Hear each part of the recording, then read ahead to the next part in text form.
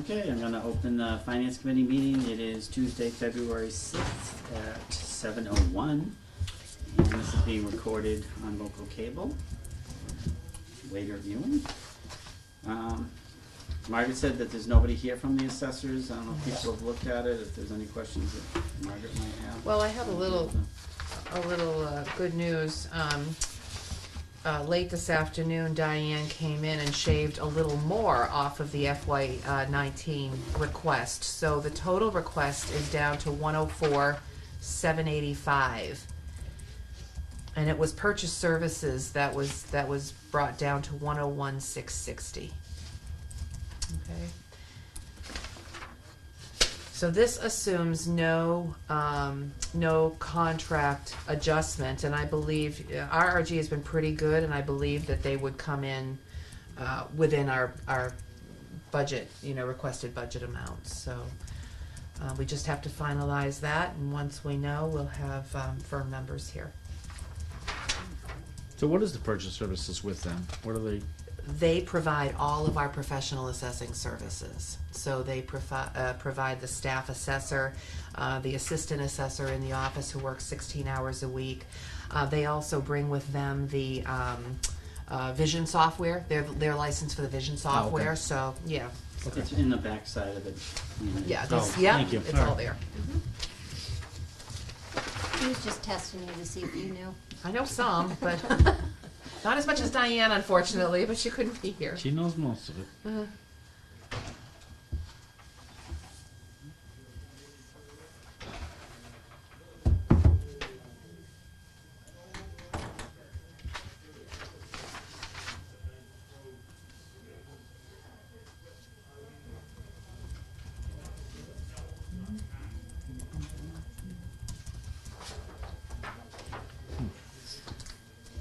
That's good. If FinCom has any questions you want me to bring back, just let me know.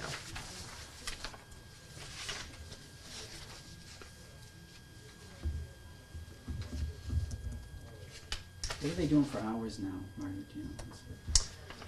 Well, there's 16 hours a week in the office. So the office is staffed 16 hours a week. Diane, I think Diane's hours are somewhat flexible, but typically Tuesdays she's here all day.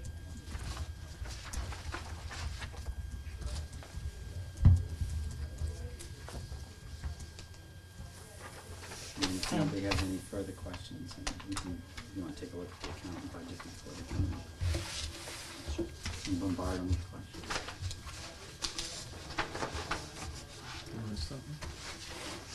Should be the next one. Yeah, next tab. It's your job to help the boys. It's the next day. She usually has to take care of Tom.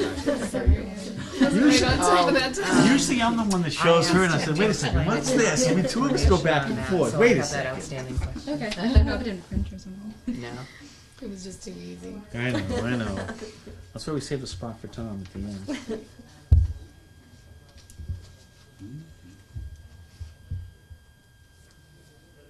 I have to say I haven't received, I did communicate with Dan on the budget request, but I don't know for sure. And I did remind him that the meeting is tonight, so hopefully he's able to come. If not, you'll see there's really no change in his budget either.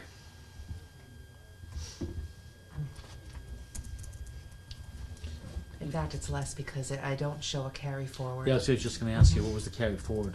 The carry forward is typically when we do the audit, there's usually an amount to be paid at the start of the next fiscal year. So I don't have that showing now, and he hasn't indicated that there's going to be an amount carried forward into FY19. So just leaving it as is for now. Okay. Have So we that could change. Have we finished our audit yet for this last? FY16 audit is done. FY17 audit won't be done till early spring, or this spring sometime. How come so late? They have a lot of municipal clients. I can't really pinpoint why we're always in the spring. It's like they schedule different towns at different times. But I don't really have a good explanation as to why it comes every spring. I just don't. We could easily be prepared now for it, or even we could have been prepared in November for it. So, we can work on trying to bump it up. Yeah, because it seems like it's almost a whole year later. It is. And pretty if late. there are any problems, by the time you're identifying it, you've left a whole nother fiscal year with those problems. That's true, and we haven't been able to work on them. So, I mean, I know my fiscal year ended January 31st, and I'm looking at the auditors coming in probably 2 weeks. wow. He was in today for interim work. Really? Yeah. Oh, My okay. financials will be done on Tuesday. Yeah, I have to say, my history in towns has been that we haven't seen anything earlier than October, but October would be better than Right. Yeah, April, October's May. typical I mean, we for could, most yeah, we towns, could yeah. try. We could try. I would bumping just it say up. let's try, because by the time, if there were any problems, I'm not saying that there are, but if there are any problems, then you've gone a whole nother fiscal year without fixing them. Did I send you the financials? Did I forward that to the finance committee? I'm actually thinking of putting it on the website for everyone to see. I mean, the audit was pretty. The audit results were pretty good. So I'd say pretty good. They're a lot better than they used to be. Yeah, we've made progress. What really gets to me is when we do see a comment, even if it's not a material weakness or a significant deficiency or anything or a material deficiency or anything like that. If I see a comment year after year, that bugs me. I get it. We like to try to I'm the clean only those up. person in the world that reads the notes on the financial statement because that's where all the good stuff is. Yeah. So we try to clean those up. Still working on one in particular. There's nobody else here, so we can't really. Usually everybody's early. I know. I'll go home prepared for the storm. Do I choose a close yet? Not yet. Worcester did though, right? Mm-hmm. Closed or early It's dismissal? never one of the first Well, ones. they closed a while. When is Like it closed or supposed to early start? dismissal? We were considering Well, doing it's it. gonna be at later, 9. but when it No, comes, Worcester is closed. AM? Yeah. Oh. yeah, Oh, but yeah. and the problem is when it comes, I think it's getting back, people getting That's kids back. exactly, yeah. That's why they don't wanna deal with it. So, let's They see. supposedly have to actually make a contact with every parent at a certain grade and below, probably fifth, from Glenwood down, to know that somebody's gonna be home. Yeah. They can't drop the kids off without somebody at the bus stop That after a makes certain, sense. a certain age. Oh, for early release, yeah. They can't just send the kids home to an empty house. Mm-hmm. I wouldn't want somebody sending my 6-year-old, 7-year-old, 9-year-old even home to an empty house if I weren't there. Right, yeah. Come sit right up here, Becky. You don't have to sit over there. Well, there's nobody here. We have 2 no-shows, so you got lots of time. No. Oh, Dan's Oh, coming there's in? Dan, all right. Okay, so Dan's here. There you go. I'll share my. So I'll move this way so Dan can sit here so he can get the camera view. Right here, Dan. He didn't even bother wearing a coat. How you doing, Scott? Pretty good, you, Dan? Hi, Dan. Hi, everybody. Hey, Dan. All right, you got the floor, it's all about you. It's all about me. Okay. Well, I think we're not really increasing budgets at this point, right? As far as wages. Okay. So, not much has changed. Under the town audit purchase services, I just wanted to let you know that encompasses more than just the audit. Our GASB, 74 and 75 actuarial studies in that, embedded in that number, as well as our town audit. Dan, do you, I thought that you wouldn't, I didn't know whether or not you'd be carrying forward money into FY19, so I didn't carry that number. That's why it looks so low, so I don't know. Yeah, well, to it do depends on the timing of the audit, Mhm. when they come and they're doing the field work.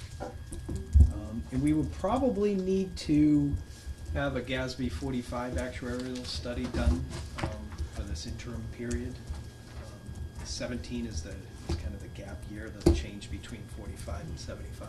And I think we're gonna have to have 45 done as a bridge. And then it will be a biannual actuarial study Do that you- needs to be done. Do you think we'll need additional funds, or will I- they? No, I think the carryover will be enough to take care of that. So we will have to carry over. Carry on, Sounds it? we'll Sounds increase it. that. Okay.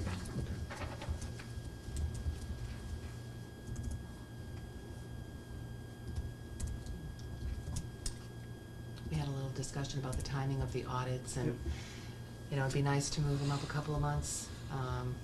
You know, we seem to get them, you know, in the spring, Well, but. I mean, I don't want to speak for the auditing firm, but from their perspective, we are not what's called a single audit. We do not spend in excess of $750,000 of federal funds. All of the audits that they do for municipalities that are a single audit are due by March 31st. So it's hard for them to fit us into that cycle before March 31st. There's more than one auditing firm, is there not? There is. I think we should start looking, because I think waiting until the spring, if we were to look at all the news in a lot of the surrounding towns where there's been problems, the problems went undiagnosed, and then by the time it did get diagnosed, it was I'm not saying we've got any problems, but it's always good to have them come in sooner than later. I know my auditing firm has partnership. They want to get everything done by March 31st. My board of directors said, you gotta come in early. He's in early. And I got a January 31st, and he's in. I'm certainly not opposed to that. Because the sooner we get him in, then we can fix anything that they recommend and whatnot. I just, waiting until the spring, we don't have audit results until almost the new fiscal year. Yeah, it's a great suggestion.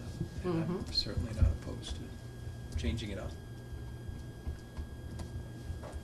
We're gonna find, you know, similar things with the other, you know, the other auditors who do the municipal audits, but Yeah, we can ask.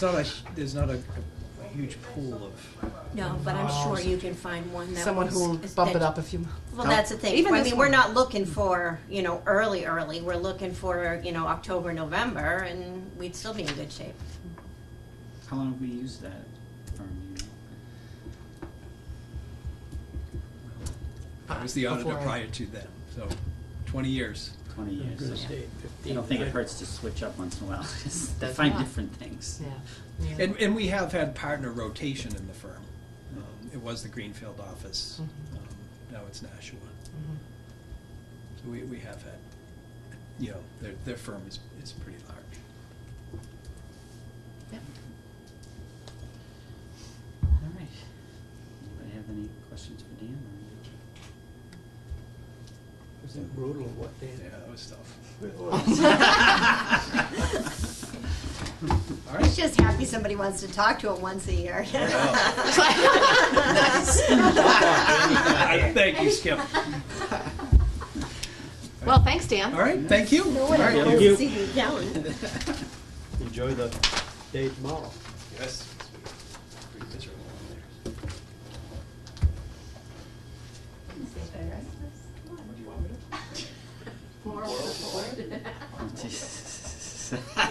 Who's going?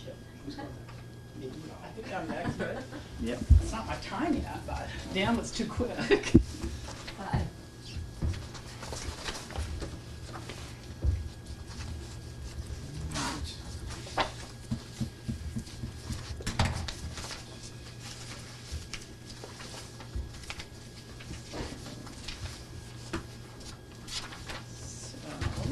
We'll start right with the clerk's office. Sure.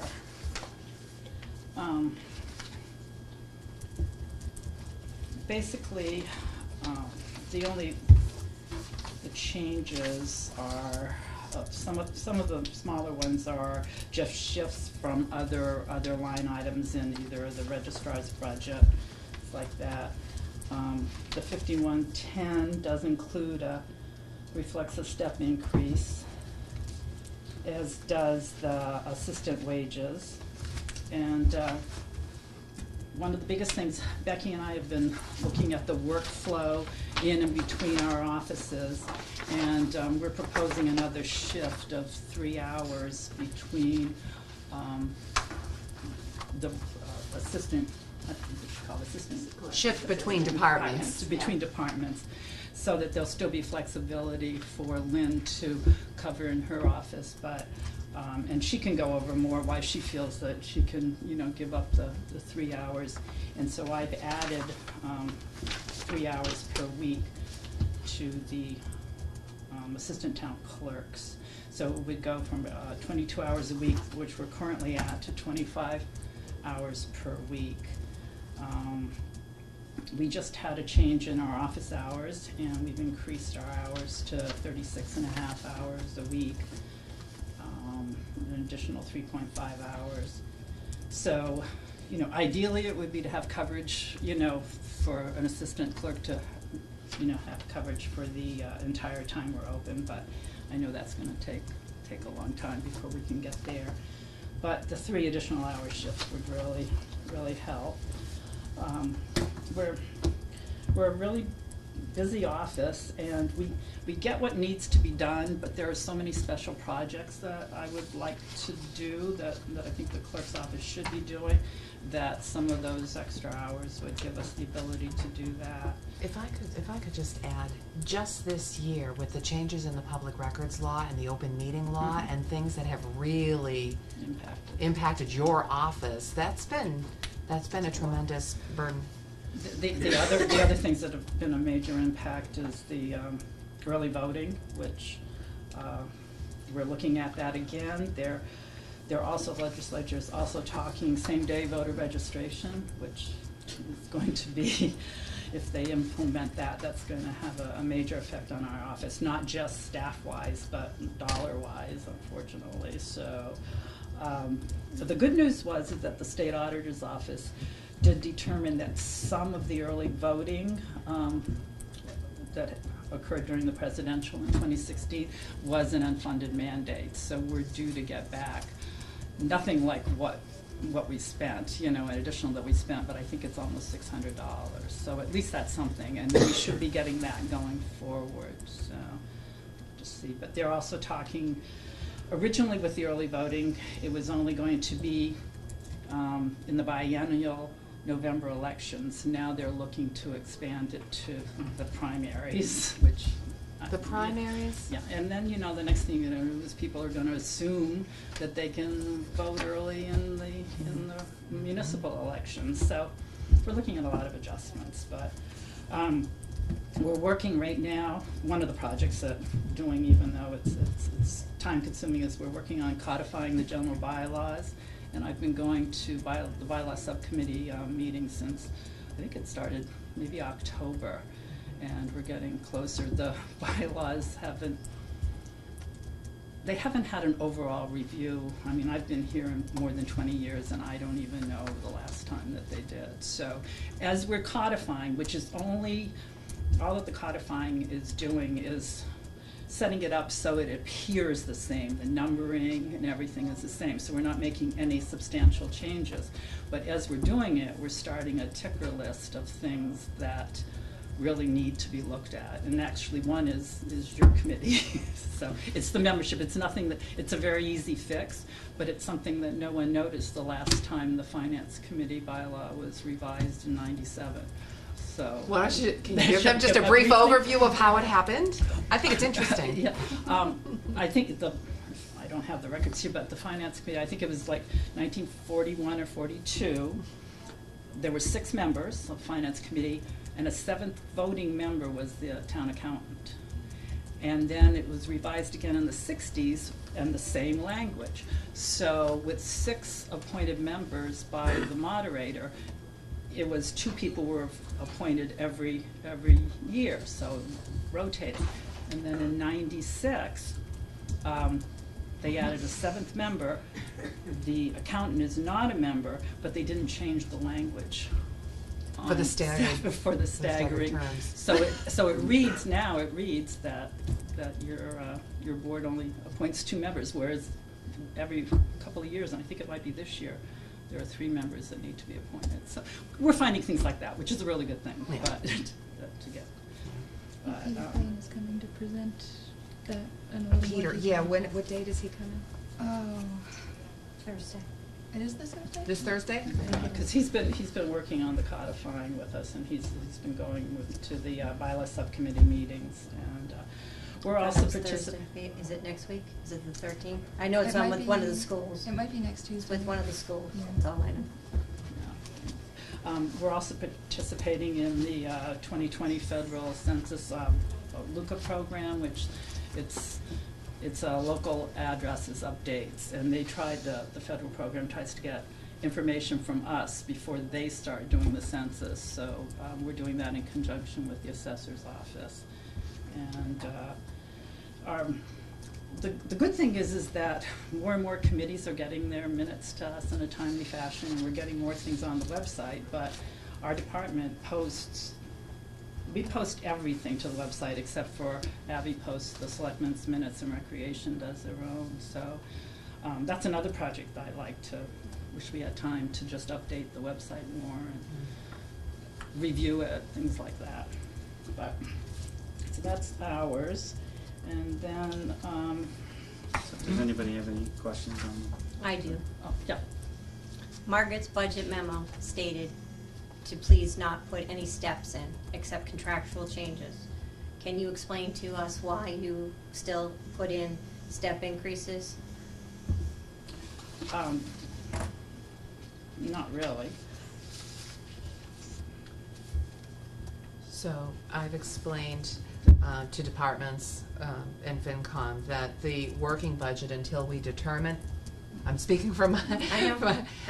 that until we determine the equitable wage adjustments, that everything's gonna be level until we actually take that step to determine those wage Yeah, adjustments. it's- And So- the problem is that some are, some aren't, so she has to go through and pick through, If- and we can't. And really at fairly crunch judge time, Right, which I- it's which I a lot. realize. So that's the reason why I'm Which I asking all of them. realized that when we did do that. But the other adjustments in the town clerk budget is a $400 increase in purchase services, and that's to cover the surety bonds for the town clerk and the assistant town clerk.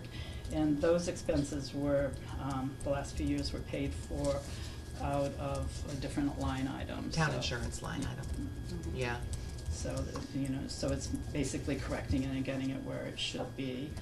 So And it came out of the other insurance? The town's general liability insurance line, so it just makes more sense for it to come right out of the clerk's budget. yeah, I think years ago before Becky and I came on, I think it was one bond for the town clerk, treasurer, collector. And so it wasn't added in at the time, so, and Becky's comes out of her line item, so it's just moving things. There's a slight increase of $50 in the 5400 supply account, mostly because the dog tags and just the application fees are going up, and it wasn't enough to cover the cost. And I've also added $250 for records preservation, which we've never had a line item for that before, but I've also reduced another account by almost that amount in the registrar's purchase services. There was at the November election, one of the warrant articles was for money to get us up to date with the binders and the folders so would get us up to date for our vital records, and then the 250 would help us going forward do it on a regular basis. So that's the only there. Elections. Basically, it's because we're going from one election in FY18 to 3 during FY19, so that's up and down constantly. So this year it's only our one municipal election.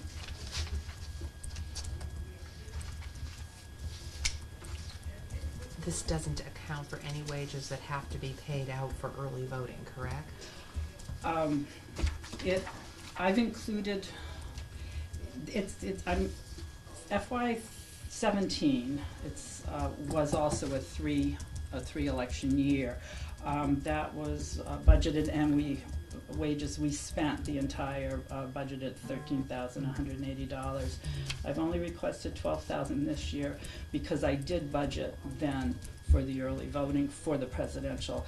You know, even though there will be early voting in this November, I don't think it's going to impact us anywhere near, you know, what it did. So I'm comfortable with that figure. Would you be able to use you know, any portion of the balance in the extended polling hours fund to supplement that should the wages be, you know, Higher, exceed the yeah. budgeted amount?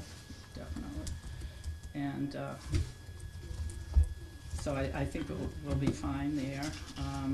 Purchase services, it fluctuates. Like this year, if you notice, purchased services are $3,600 for one election, whereas in FY 2019 it's budgeted $7,000 for 3 elections, but we have to pay for our own ballots for our municipal election. During the primary and the state election, we pay for the programming of the memory cards and the automark machine, but they cover the cost of the ballots, so that's why that's not triple the figure.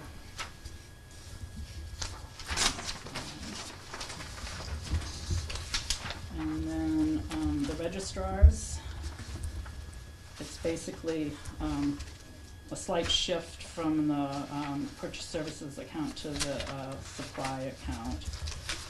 Basically, what we had in the supply account doesn't really pay for one ink cartridge to print, so I increased that a little bit.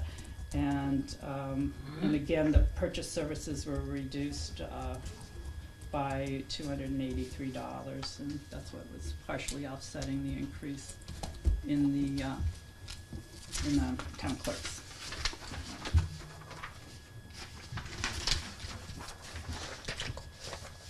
Any questions? All right, thank you. Thank you.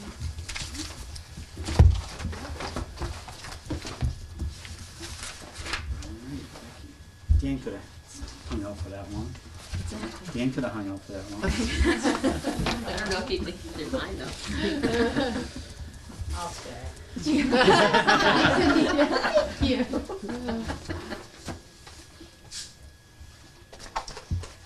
All right.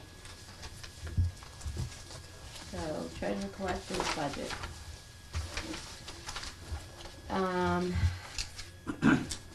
Let's see, as Anita said, we are shifting 3 more hours from the treasurer collector's office to the clerk's office for the collections assistant position. And I apologize, Karen, before you asked the question, I did build steps in there just because mentally I wanted to realize that they were on step 4, but there is a step 4 plus, but I apologize that I did build that in there. So in the shift to the town clerk's office, we're still working at, it's about 520 hours annually. Most of that time will probably be to cover for vacations and busy periods in the office when excise goes out, which is next week. So it'll gets a little crazy in the office, so we need the extra time at that point to have somebody cover a little bit. So and Anita and I have been very flexible with working together to cover it, but I do have a very efficient staff member, Lisa Sheeman, who is able, she posts and generates, does everything, the bills that come in, mostly by herself. And so as long as Lisa stays, I am good, and I just wanted to give her kudos and let you know that she's a huge asset to the office. So that's my story on wages. Is there any questions on that? Just a comment, your office has accomplished remarkable things in the past couple of years with tax title and more aggressive tax collections and things. So and it shows in our in our projected revenues, so much appreciated. Purchase services, what do we have here? 23,674.40. There's two items. The increase in that line right now is for a time and attendance program that is going to be about $800 for Harper's. And what that's going to do is update the time clock at the Department of Public Works and Recreation, so that they can scan in their time and it will upload directly to our, there'll be a review, it'll be signed off by the department, and it'll upload directly into our payroll system. So that's save something easily the $800 that's gonna cost. You'll save that easily. Yeah, there's upfront cost for the time clocks and stuff like that, but I think in talking with Gary, that he and I can work that out in this year's budget to get it initially set up. And it'll save time on the at the DPW for Nancy and Donna when they're recording the time and stuff like that. Eliminating duplication of work. Right, right. Mm-hmm. So that and also including in that number is the full cost of the Vadar software support.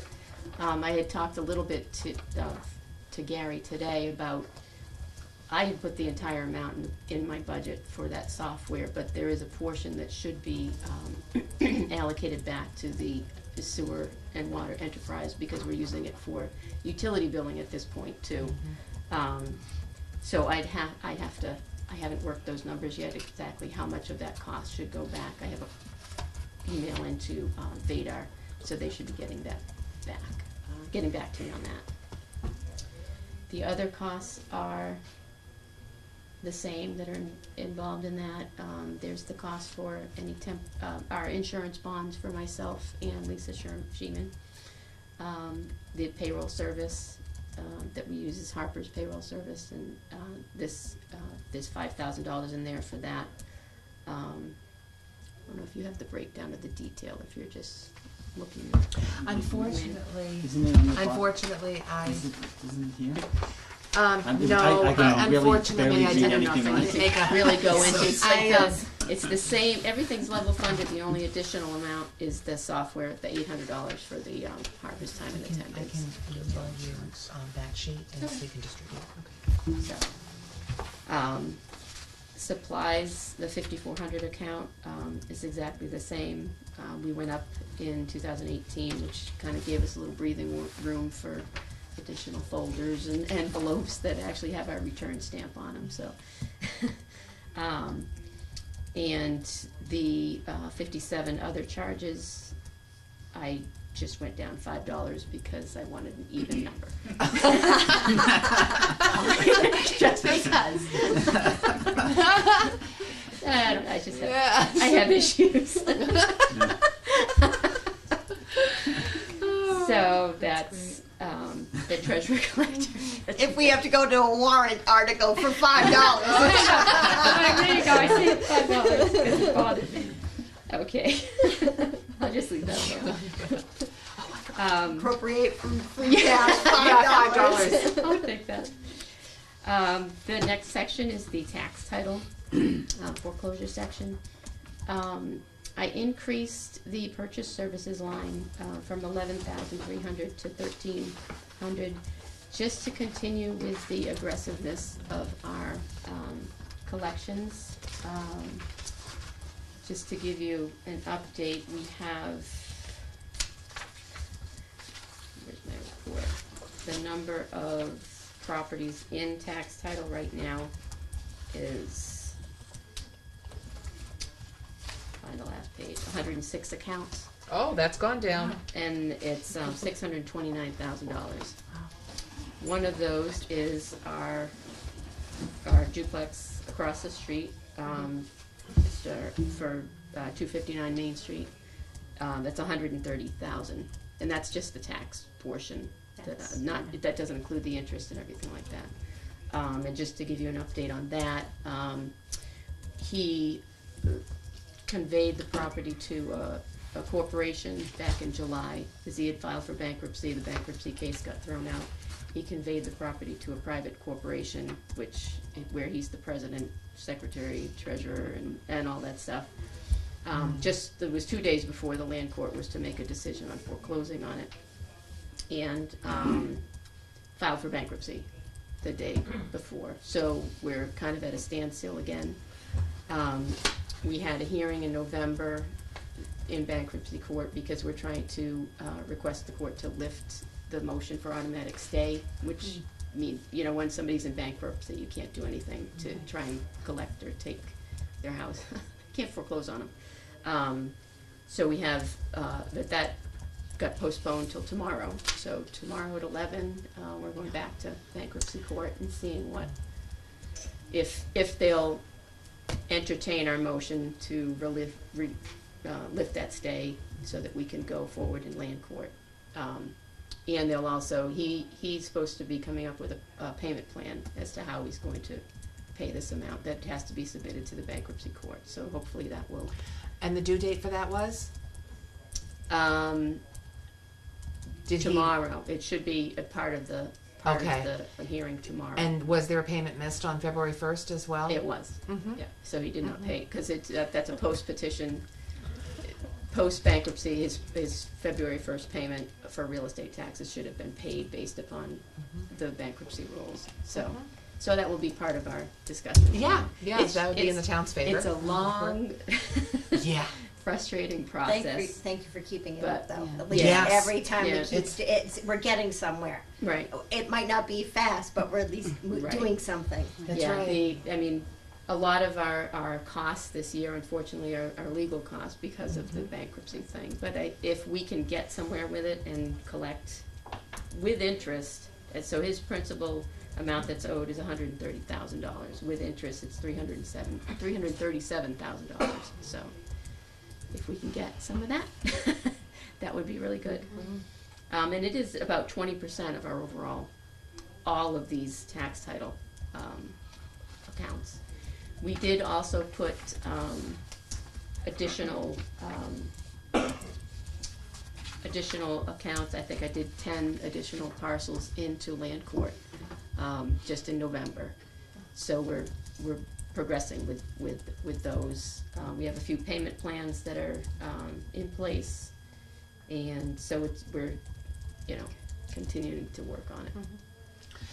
So, was it last year the tax title revolving fund was set up, and there's money starting to trickle in there? It really can't be tapped yet because it's really not much money, but as Becky moves forward with these, she'd be able to use that revolving fund in order to keep going on the tax title.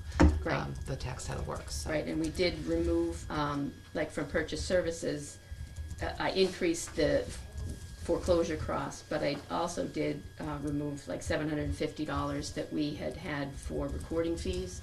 That'll to be taken from the tax title revolving account. And under the 5,700 account, I took out the certified mailings, $94, so that will be taken from the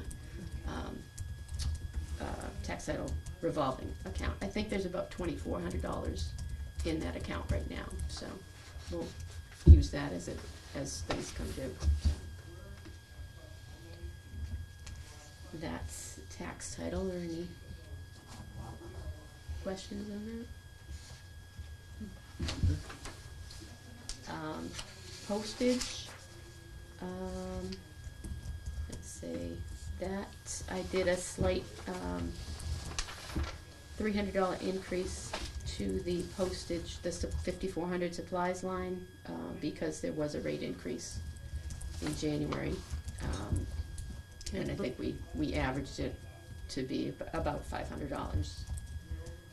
It to looks cover. like you put it on the supplies instead of the postage. It's Is it under like- 5,400.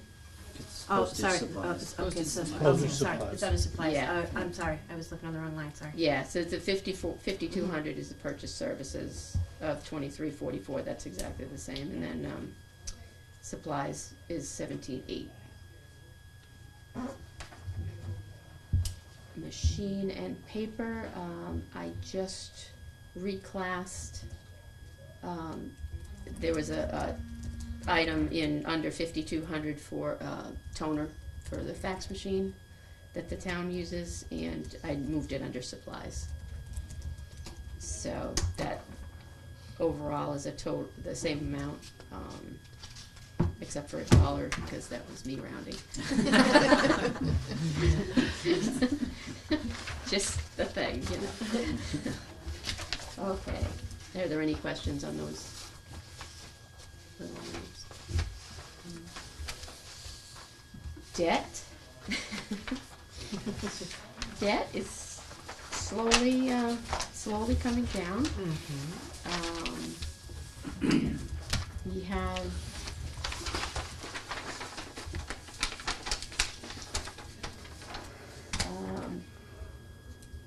let me say, this is the final year for the middle school renovation, which is the largest amount on there. That excluded the $1,172,000. FY19 is the final payment on that. We do receive Mass School Building funds for that, so the net effect to the town is about $380,000 with what we receive back from them. But that is the final payment on that debt. One of the other items that's dropping off in 2021 would be the ambulance, and I know there's been some discussion on that. Yeah, there is discussion on, it's actually the 2008 ambulance. You'll see the fire department has in the budget request, there's a proposal for building in an ambulance lease payment to the operating budget. That is one of the things that we're considering. The other would be an additional debt exclusion, so that the ambulances would be on rotating schedules. The lease payment is a very significant amount to be putting on the operating budget. It's basically building capital into the operating budget. So, we're trying to make a determination as to whether or not it's more appropriate to do a debt exclusion and keep it off the operating budget, rather than to build in such a large number. It's about $57,000 that they'd be putting into their operating budget for a capital item. So we're just trying to weigh our options. CIPC is going to be meeting next Thursday night to talk about debt exclusion versus lease payment. Either way, we're essentially incurring debt. So I have we just talked a little bit this morning, and I have an email into our financial advisor about doing a 7-year serial note to try and just keep things. If the debt falls off, if we have a plan to renew it and it just continues on, it's part of our overall financial policies. It's debt stability. Yeah, debt stability, and to keep it, as things drop off, yeah, that's great, you're not paying it, but you wanna keep the capital improvements for the town, so you wanna keep the debt at an even level. The floor. Right, so we'll work with CIPC on, and just to try and see where it's dropping off, and when it's a smart time to improve, borrow more so that we can improve the capital items in the town. Our financial, our debt policy actually says this is part of the town's commitment to maintaining its capital assets, to just keep that floor. So we do have to consider that. So overall, the debt for this year, percent change from the previous year is only like 0.74% decrease, but it's steadily going down.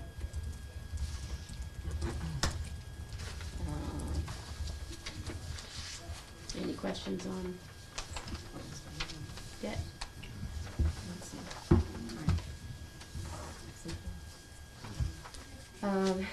Miscellaneous benefits and insurance.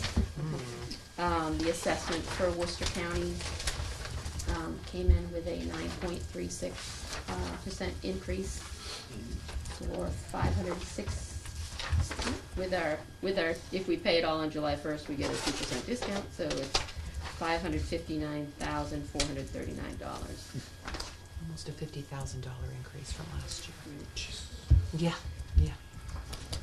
I think the previous year we had an even bigger jump than, I have the previous year Yeah. on here, but from 17 to 18, It was almost $80,000. yeah.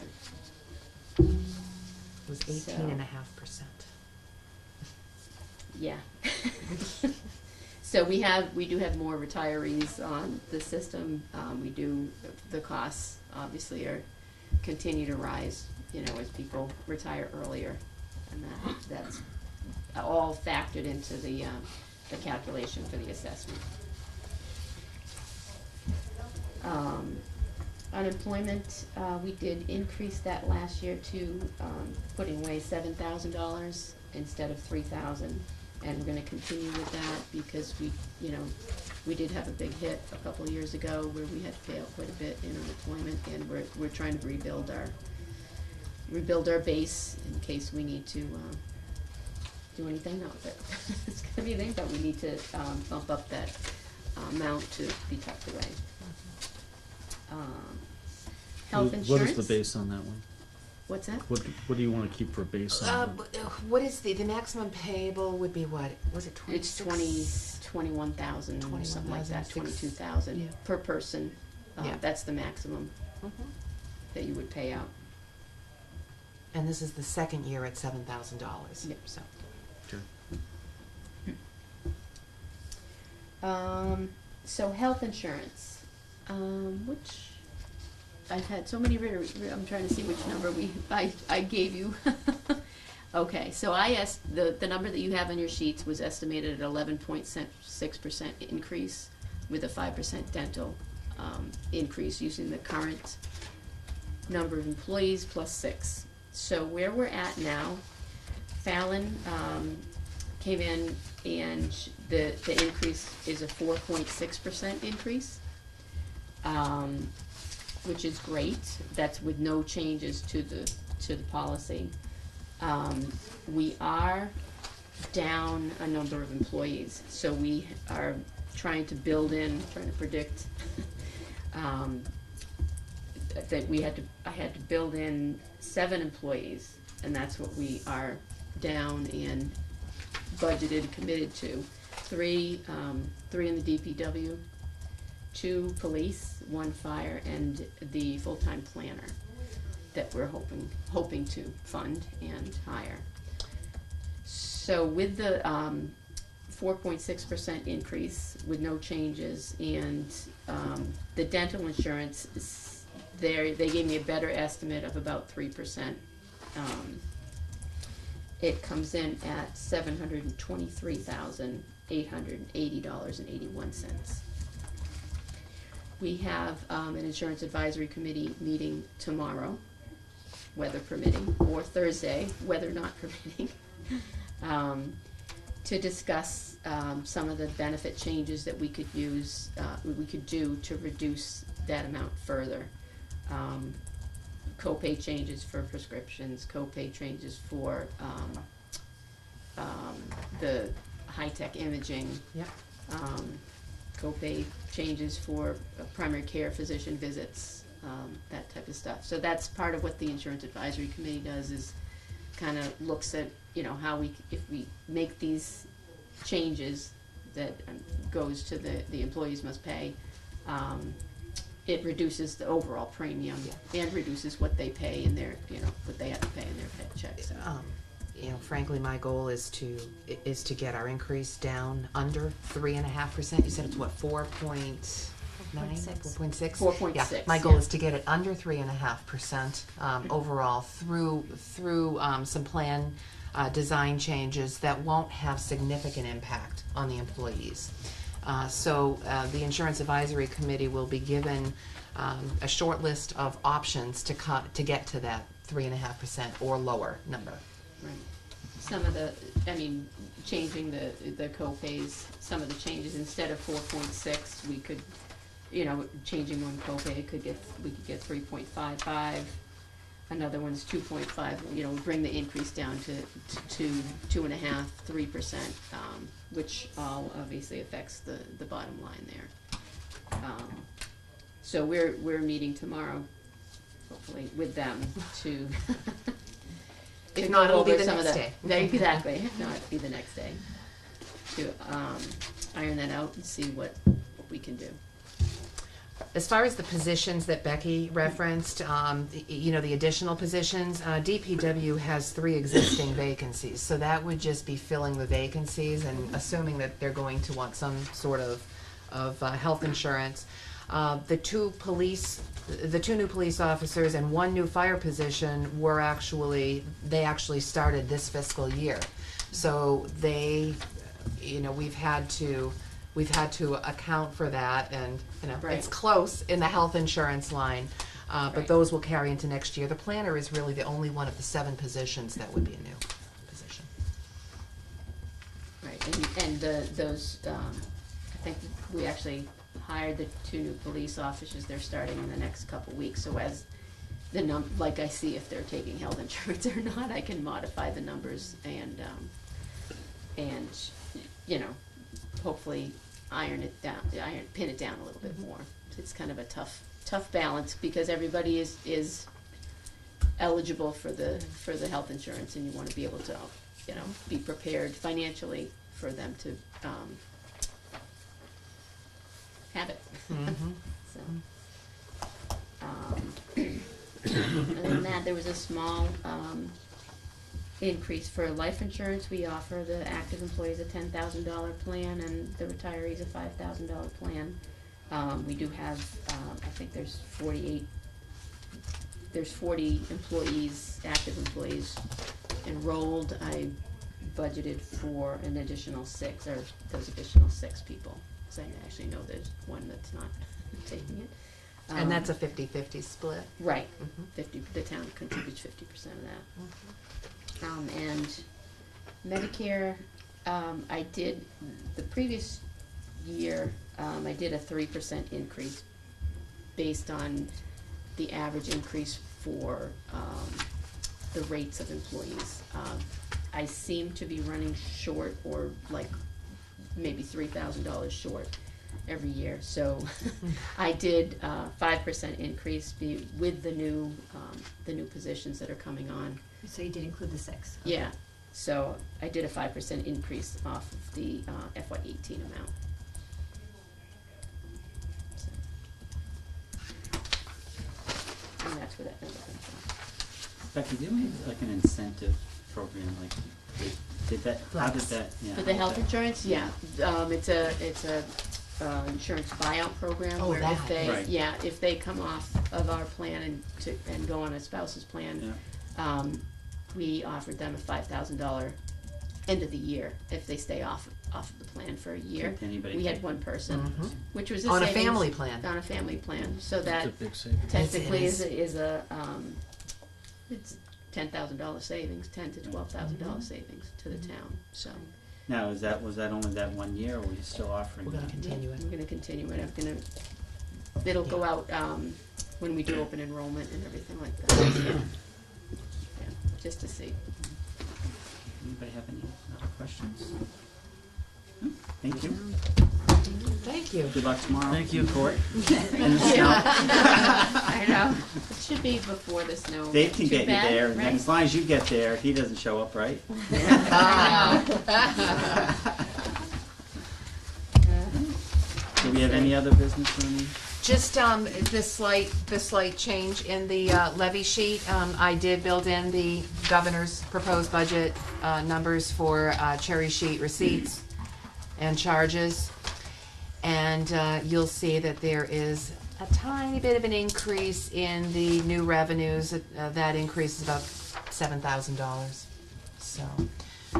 So those numbers that are in shading are starting to move. That's certainly not going to be the last iteration of the state numbers. So just have to stay tuned for the House and Senate numbers. And can we get an updated expenditure report? We have one since warrant 16, which I think is the one you guys just had. That's the latest one from last week. Yeah. So next week there'll be a new one. Anything else? We have a motion to adjourn? Second. All right, all in favor? 7:55.